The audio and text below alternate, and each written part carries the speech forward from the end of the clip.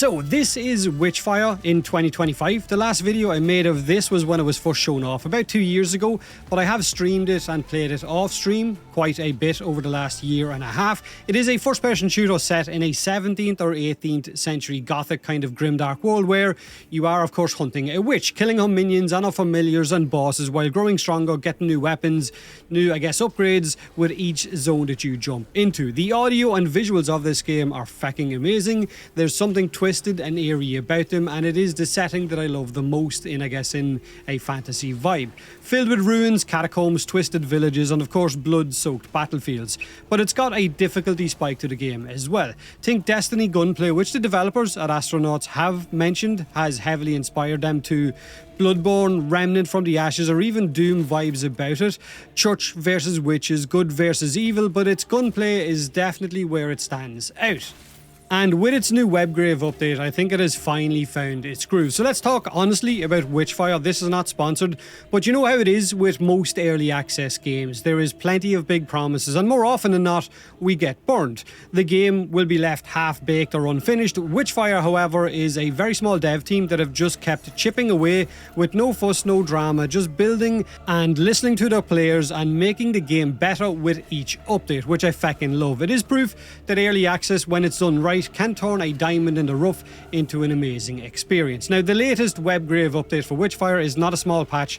It dropped on the 28th of July, and it's the biggest shake-up the game has had so far. They've dropped a new region, totally overhauled stats and gear, they've tweaked combat, and finally there is a proper new player experience tutorial that will teach new players the basics, which it didn't have before, so there's no more fumbling through menus and wondering what all of the numbers and systems actually mean.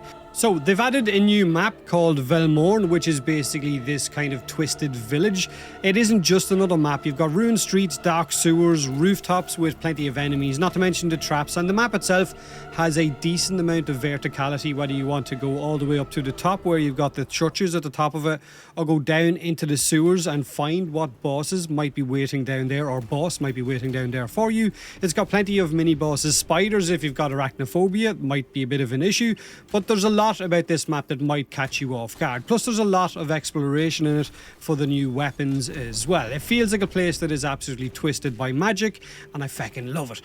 But of course, to get access to this new map, you're first going to have to find its coordinates, or its map, I guess, basically, in the Scarlet Coast. Now, the workshop and what they've done with that, the gear headquarters, has been rebuilt from scratch as well. You get to choose your upgrade path now, whereas before you didn't. If you want to go all in on magic, or if you want to stick with guns, it's entirely up to you what way you want to build your hunter, and it actually feels now like you're making proper progress. Stats have been simplified down to flesh, blood, mind, witchery, arsenal, and fate.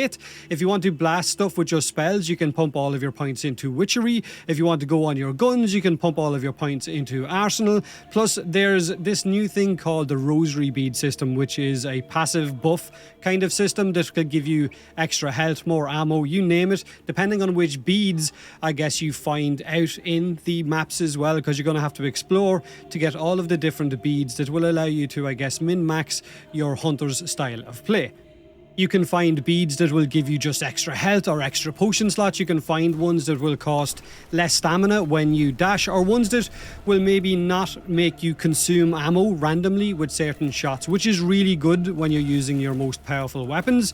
Or they've also added new guns as well, which you can find one of them through the research tab, which is the Nemesis rifle, the kind of lever action rifle. Then there is the Ooyy and the Aoraki, which can be found in the new zone Velmorn as well. You just have to do a little bit of exploration. The Aoraki, of course, is a sniper that can literally allow you to shoot through walls once you have fully upgraded the sniper. It is really, really nice. Then, of course, there is the Ooyy, I think I'm pronouncing that right, which is a rifle, an automatic rifle, a 3-round or 4-round burst one that's made entirely of bones. And when it reloads, it can throw out, or I guess auto-track toxic damage onto enemies as well, which deals a lot of damage. So it's one that you're going to have to find by exploring Velmorn once you get the quest, of course, for it. And then there will be bone fragments, 30 of them, that you need to find. When you get all 30, it will give you the gun back in, I guess, at your base. And then you're going to have to upgrade that gun by using it and filling out all of the, I guess, the requirements in order to upgrade it those 3 levels so that it will eventually do that toxic damage for you. But it does feel like quite a good weapon. When you pair the weapons, of course, with the right beads and the stats, then you will see your own playstyle come together. And then when you add the combos that you can get with the different elemental spells, whether you want to go with a toxic spell and a fire spell which will cause massive explosions, or ice and lightning, or fire and lightning, and so on, when you combine weapons that amplify that even more, you can wipe out massive groups of enemies with little to no ease, not to mention the damage you can do to bosses at the same time as well. So the overall build variety or build crafting that Witchfire has right now compared to what it had a year and a half ago, the last time I played it, is night and day in terms of difference. But overall, while it does feel like Witchfire has been out forever, it is a game that is still in early access, but in that early access they have taken their time, they have taken a lot, and I mean a lot, of player feedback, implemented the vast majority of it at their own pace, and turned what was a game that received a lot of a very mixed reaction when it first went live a year and a half ago into a game that is definitely worth grabbing now if you like a first-person shooter that has that little bit of a difficulty spike to it as well. It is very satisfying once your build comes together. Now, if you've played it before, then don't feel left out, because they have added more difficulties to it, going all the way up to difficulty 6, Gnosis 6, I think it is, which has allowed them to balance out, I guess, the difficulty, because there used to be just 4 levels, now there's 6, so I think the old level 4 is the same as what the new level 6 is, so in between 4 to 6, you've got a little bit more freedom in terms of difficulty spike. But look, at the same time, it is still early access. It still has issues that they are still ironing out before its inevitable release, I think at the start of next year. Things like Witch Mountain, which is the hardest level in the game right now, kind of lacks a proper end game boss on that, but that might be added once they add the final zone next year before release as well. Losing stamina whenever you get hit by enemies at the same time as losing health can get you killed if there's too many enemies around you, so you have to be careful early on until you do get upgraded and you do have spells that can allow you to wipe out these enemies, or weapons that are fully upgraded that allow you to wipe out these enemies with ease. Map variety could be a lot better because it does become very repetitive after playing for a while, and by a while I mean 60-70 hours. Randomly generated maps, something along the lines of what Warframe has, where you know the tile set you're going to be jumping into, but they've got a certain set amount of rooms to choose from, and any map that you jump into will just be a random version of those rooms put together, so that it's not the same tile set every time, with just you spawning in a different location, going up against the same bosses. Then of course you have the calamities, which can trigger too quickly if you're not too careful when picking objects up. And if your weapons aren't upgraded or your hunter isn't upgraded, then dealing with those calamities can be a bit of a pain in the ass as well. So you're left with a choice. Either go deal with that calamity or extract and keep everything that you have up until that point, so the run is effectively over.